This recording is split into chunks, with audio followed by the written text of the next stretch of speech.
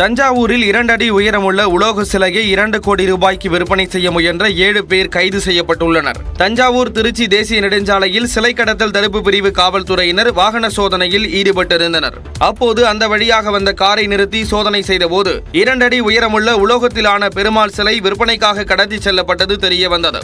சிலையை 2 கோடி ரூபாய்க்கு வெளிநாட்டிற்கு விற்க முயன்றதும் கண்டுபிடிக்கப்பட்டது. இதனையடுத்து பெருமாள் சிலையை பறிமுதல் செய்த சிலை கடத்தல் தடுப்பு பிரிவினர் அதனை கடத்தி சென்ற 7 பேரை கைது செய்து விசாரணை மேற்கொண்டு வருகின்றனர். இந்த உலோக சிலை கடந்த 12 ஆண்டுகளுக்கு முன்பு ஆற்றில் பள்ளம் தோண்டிய போது கிடைத்தது முதற்கட்ட விசாரணையில் தெரிய வந்துள்ளது.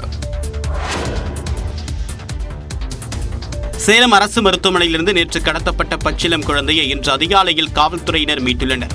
நாமக்கல் மாவட்டம் பள்ளிப்பாளையம் பகுதியை சேர்ந்த தங்கதுரையின் மனைவி வெண்ணிலா 2வது பிரசவத்திற்காக கடந்த 5 நாட்களுக்கு முன்பாக சேலம் அரசு மருத்துவமனையில் அனுமதிக்கப்பட்டார்.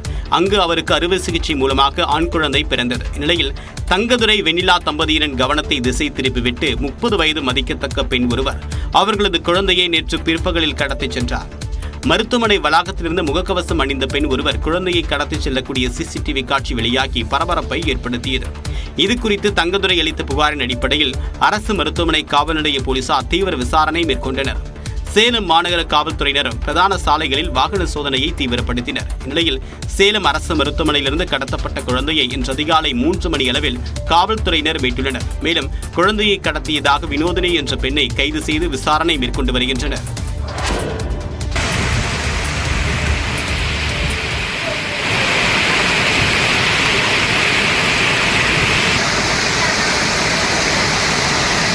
புதுச்சேரியில் இடி மின்னலுடன் கூடிய கனமழை கொட்டி தீர்த்ததால் பொதுமக்கள் கடுமையாக பாதிக்கப்பட்டுள்ளனர்.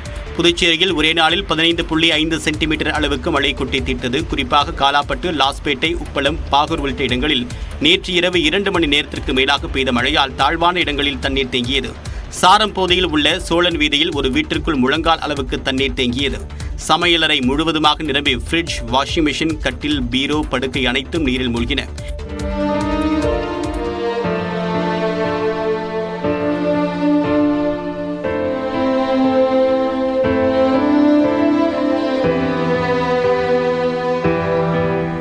நேற்று இரவு பெய்த மழையின் காரணமாக லாஸ்பேட்டை தொகுதி ஜீவானந்தபுரம் ஓடையில் தண்ணீர் பெருக்கெடுத்து ஓடியது.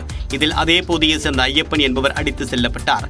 அவரை தேடக்கூடிய பணியில் காவல்துறையினர் மற்றும் தீயணைப்புத் துறையினர் ஈடுபட்டு வருகின்றனர். கனமழை எதிரொலியால் புதுச்சேரியில் அரசு மற்றும் தனியார் பள்ளிகளுக்கு இன்று விடுமுறை அறிவிக்கப்பட்டுள்ளது.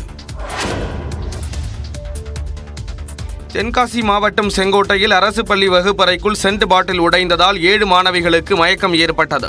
SRM அரசு மகளிர் மேல்நிலைப் பள்ளியில் 12ஆம் வகுப்பு மாணவி ஒருவர் சென்ட் பாட்டில் கொண்டு வந்ததாக கூறப்படுகிறது. இந்நிலையில் அந்த சென்ட் பாட்டில் வகுப்பறையில் கீழே விழுந்து உடைந்தது. அப்போது அதிலிருந்து வெளியான நெடியை சுவாசித்த மாணவிகள் மயக்கமடைந்தனர். இதையடுத்து உடனடியாக அவர்கள் தென்காசி அரசு மருத்துவமனையில் அனுமதிக்கப்பட்டனர். 11 மணிக்கு நடந்திருக்கு. எங்களுக்கு இன்ஃபர்மேஷன் கொடுத்தது 4 மணிக்கு. ஒரு ஸ்கூலில் நடந்திருக்கு அப்படின்னா ஒரு பேரண்ட்ஸுக்கு வந்து மினிமம் ஒரு 11 மணி ஆகும்போது 11:30 மணி 12 மணிக்கு ஒரு இன்ஃபர்மேஷன் கொடுக்கணுமா இல்லையா சார்? ப்ளஸ் எங்கள் பிள்ளைகளுக்கு வந்து ஏதாவது ஒன்று ஆயிடுச்சுன்னா எங்கே சார் போக முடியும்? மருத்துவமனையில் சிகிச்சை பெற்று வரும் மாணவிகளை கடையநல்லூர் சட்டமன்ற உறுப்பினர் கிருஷ்ணமுரளி சந்தித்து நலம் விசாரித்தார். செங்கோட்டை காவல் ஆய்வாளர் பாலமுருகன் தலைமையிலான காவல்துறையினர் மருத்துவமனைக்கு வந்து மாணவிகள் மற்றும் ஆசிரியர்களிடம் விசாரணை மேற்கொண்டனர்.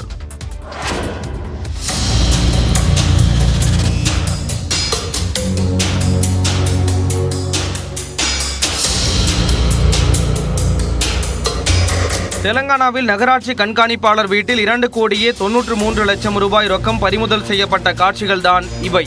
தெலுங்கானா மாநிலம் நிஜாமாபாத்தில் நகராட்சி கண்காணிப்பாளர் தாசரி நரேந்தர் மீது வருமானத்துக்கு அதிகமாக சொத்து சேர்த்ததாக வழக்கு பதிவு செய்யப்பட்டது.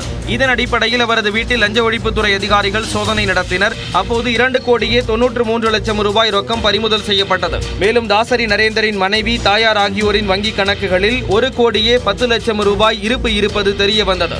மேலும் 51 சவரன் தங்கம், 17 அசையா சொத்துக்கள் குறித்த ஆவணங்களை கைப்பற்றினர். கைப்பற்றப்பட்ட சொத்துக்களின் ஒட்டுமொத்த மதிப்பு 6,07,00,000 ரூபாய் என்று அதிகாரிகள் தெரிவித்தனர். தொடர்ந்து தாசரி நரேந்தர் மற்றும் குடும்பத்தினரிடம் அதிகாரிகள் விசாரணை நடத்தினர்.